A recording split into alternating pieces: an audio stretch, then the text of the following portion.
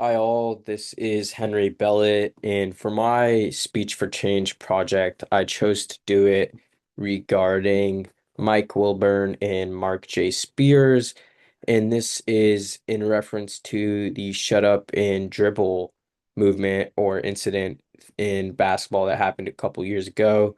Just to speak, these are two, Mike Wilburn specifically is a show host on ESPN. He has a big voice within the basketball community. And Mark Spears is a NBA ESPN writer who also has a big voice. I attached a link to the video right here. And what this is referencing is a woman named Laura Ingraham, who is on Fox News and a conservative, who, in reference to LeBron James speaking out about social and political issues and events in the world and sharing his opinion, she told him to shut up and dribble, basically saying that he should not have a voice in politics or social events that are happening in the world, and that he just should stick to basketball.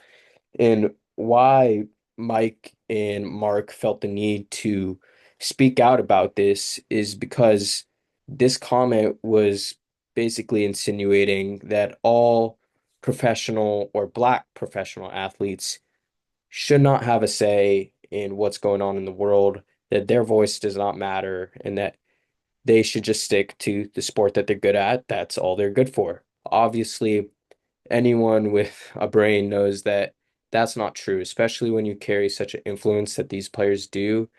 You have such a strong voice in your community, in the black community, in the NBA. You should not be limited to not speak your voice.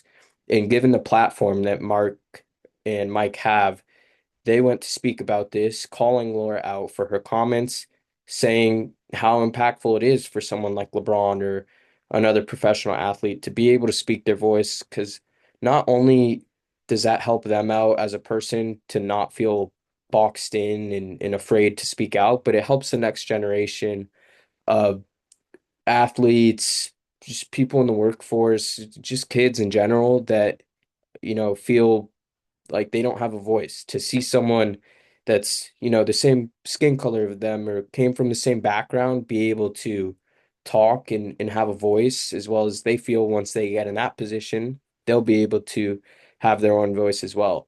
And what I really enjoyed about Mike and Mark in their conversation, in their speech, specifically, I want to target Mike. His vocal delivery is very impactful. You could hear how much it means to him in his voice when he's talking about this situation, as well as his ability to, show it through his posture. He's putting his hands out there, he's on his face. You can see how much it means to him, as well as he understands who he's talking to. He's talking to a bunch of people out there that are either like him or part of the basketball or sports community. And whether they agree with him or they don't, he understands where they're coming from and what needs to be said to them to get them to understand this is not right.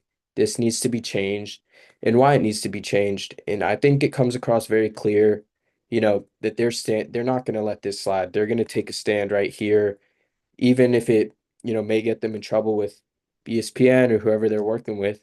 They wanted everyone to know how they felt. And I thought it was very important for other people of similar color to speak out and back LeBron and back basically go against what was a racial comment. So that is why I chose to do this for my project. And I hope, yeah, thank you.